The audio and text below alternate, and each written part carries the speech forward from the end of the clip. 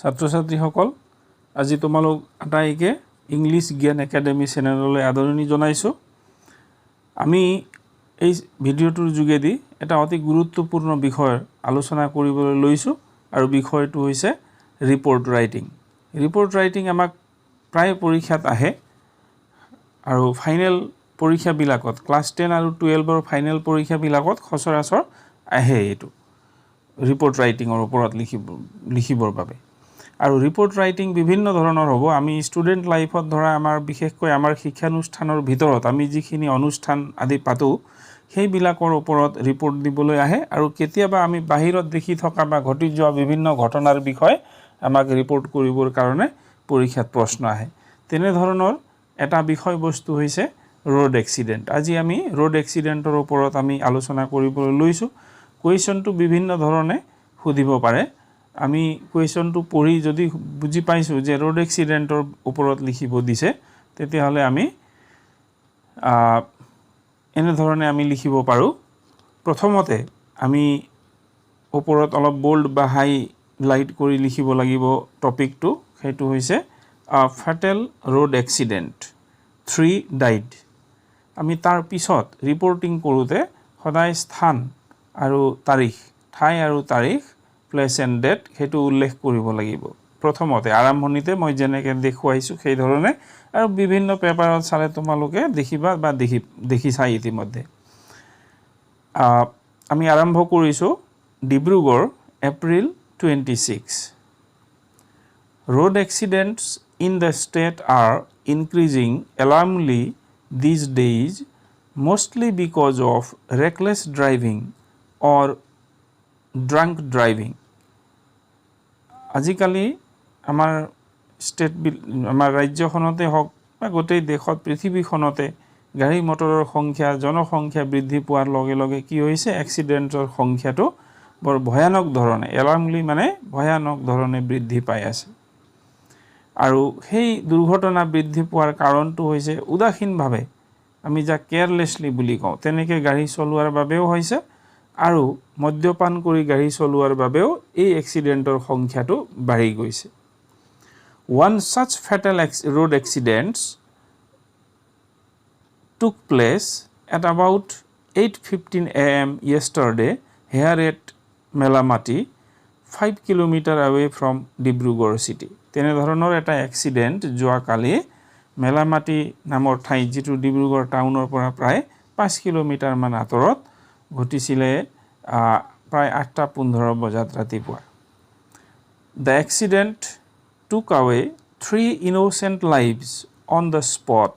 when a truck collided with a school bus hey accidentটোৱে তিনিজন মানুহৰ innocent মানুহৰ জীৱন শেষ কৰিছিলে বা জীৱন কাঢ়ি নিছিলে যেতিয়া নেকি ট্ৰাক এখনে আহি স্কুল বাস এখনত আহি মুখামুখিকে খুন্দিয়াইছিলে The ill-fated school bus was headed towards well-famed JK school situated at Dibrugarh city while the truck was on its way to Shivsagar hey দুৰ্ভগীয়া বাসখন যেতিয়া ডিব্ৰুগড় চহৰৰ অৱস্থিত নাম থকা জেকে স্কুল সুনাম থকা জেকে স্কুল নামৰ স্কুলৰ পিনে গৈ আছিলে সেই সময়তে শিৱসাগৰ পিনে গৈ থকা ট্ৰাক এখনে আহি খুন্দিয়াইছিলে The truck hit the bus directly for which the driver of the bus his assistant and a student took their last breath on the spot ওদিকে ঠাইতে এই তিনিজনে ড্ৰাইভাৰে তেওঁৰ সহকাৰী যাক আমি হ্যান্ডিম্যান কওঁ তেওঁ আৰু এজন স্কুলীয়া ছাত্ৰ যিজন বাছৰ ভিতৰত আছিল তেওঁ ঠাইতে শেষ নিশ্বাস ত্যাগ কৰিছিল Other 4 students who got serious injury were taken to the Assam Medical College and Hospital বাকি 4 জন ছাত্ৰ ছাত্ৰীক আমাৰ Assam medical college and hospital যাক কোৱা হয় অৰ্থাৎ ডিব্ৰুগড় মেডিকেল বুলি আমি সকলোৱে জানো তালে নিয়া হৈছিল বাকি 4 জন ছাত্ৰ ছাত্ৰীক The few minor injured students were given first aid by the police patrolling team that reached the spot in no time. বাকি কেইজন মানে কমকে যিসকলে আঘাত পাইছিলে তেওঁলোকক পেট্ৰলিঙত অহা পুলিচ দলটোৱে লগে লগে যিখিনি আহি পাইছিলে সেই পুলিচৰ দলটোৱে ফাৰ্ষ্ট এইড ট্ৰিটমেণ্ট দিছিলে. The local people